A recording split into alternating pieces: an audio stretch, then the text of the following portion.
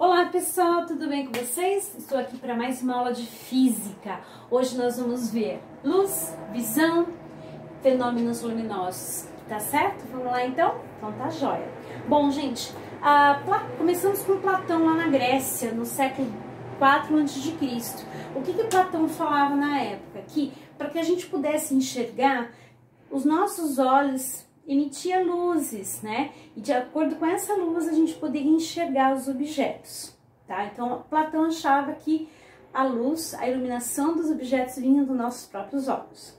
Essa teoria caiu no século 2 a.C., que Ptolomeu diz o seguinte, que o objeto ele tem que ser iluminado e essa iluminação não vem dos nossos olhos.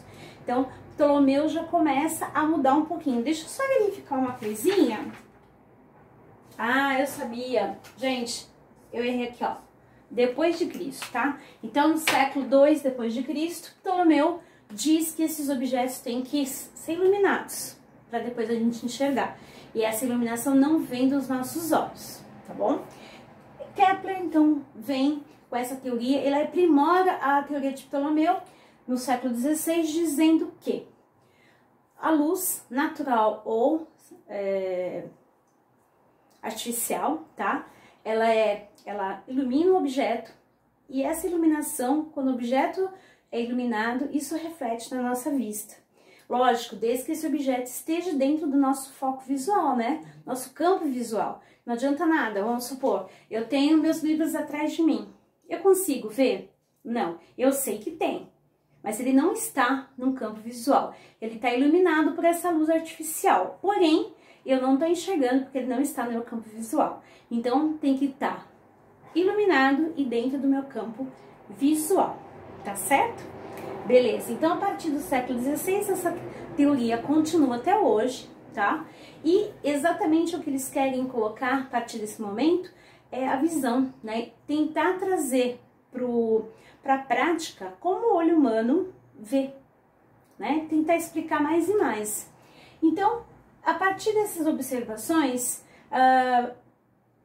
os estudiosos falam o seguinte: a luz, ela tem vários feixes de luz e tem para tudo quanto é lado, só que ela se propaga em linha reta. Então eu tenho vários feixes de luz que incidem em cima desses objetos, todos retilíneos, em linha reta, tá certo?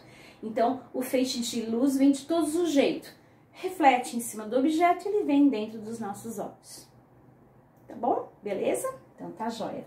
Nós temos 4 meios que a gente pode verificar a propagação da luz. No meio transparente, onde a propagação é total, tá? Você tem a nitidez do objeto, você consegue enxergar de uma maneira clara e objetiva. O translúcido, uma propagação parcial da luz, então você não tem a nitidez necessária para visualizar.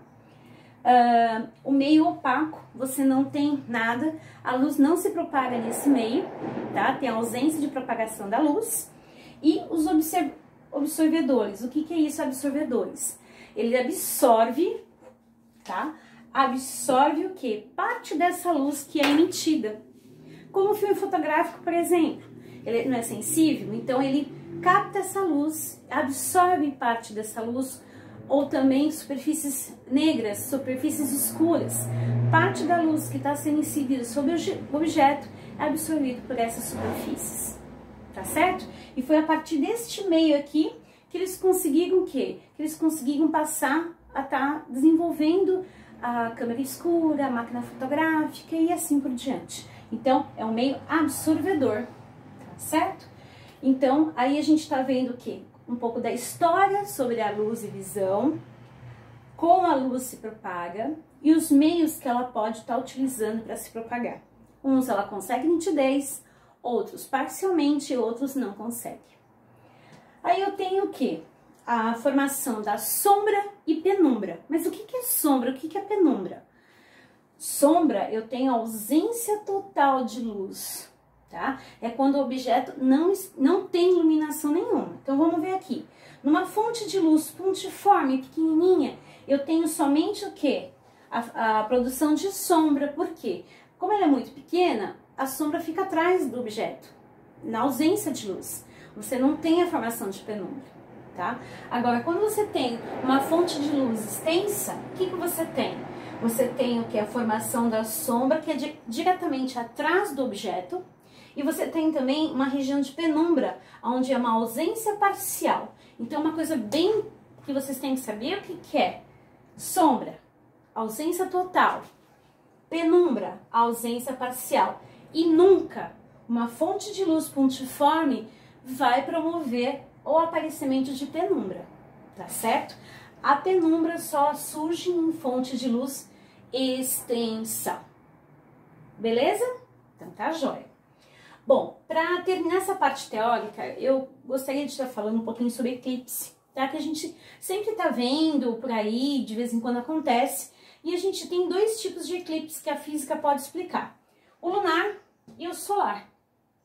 O lunar é quando a Terra está entre o Sol e a Lua, tá? Isso acontece muito em lua cheia, tá? E nos eclipses você tem tanto a penumbra quanto a formação da sombra, tá? Das duas aí.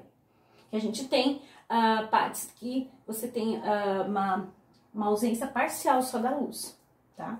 Então, o eclipse lunar é quando a Terra está no meio dos dois. E o solar, quando a Lua está no meio do Sol e da Terra. E não se esqueça, o eclipse total, ele tá aqui bem na pontinha, ó, bem na pontinha da Terra, bem no meio. E parcial é toda essa região. E não esqueçam, a Terra tem dois movimentos: rotacional ao redor dele próprio e translacional em torno da Terra. Desculpa, em torno do Sol. Translacional em torno do Sol, rotacional ao redor do seu próprio eixo. Tá certo? Essas informações são importantes, tá bom, gente? No próximo bloco eu venho falando um pouco de dois exercícios. Eu vou estar falando para vocês, para poder vocês fazerem os exercícios tranquilamente. Um beijo e até daqui a pouco. Tchau, tchau.